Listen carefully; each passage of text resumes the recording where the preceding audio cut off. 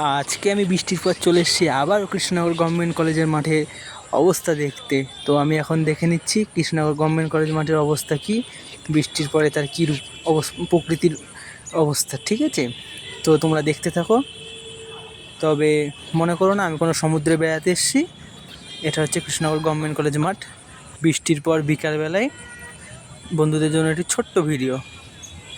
এই যে ট্র্যাকের মাঝখানে জল, হয়তো ছোট্ট নদী বয়ে চলেছে, আর এই যে মাঠের চারিদিকের অবস্থা। তবে এটা ঠিক, গাছপালাগুলো মনে হচ্ছে অনেকদিন পর প্রাণ ফিরে পেয়েছে।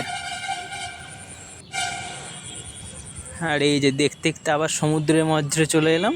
সমুদ্র নয়, এটা কৃষ্ণনগর গভর্নমেন্ট কলেজ মাঠ, কিন্তু সমুদ্র ভেবে কেউ ভুল করো না। তো দেখে নাও, কেউ সাঁতার কাটতে চাইলে চলে আসতে পারো।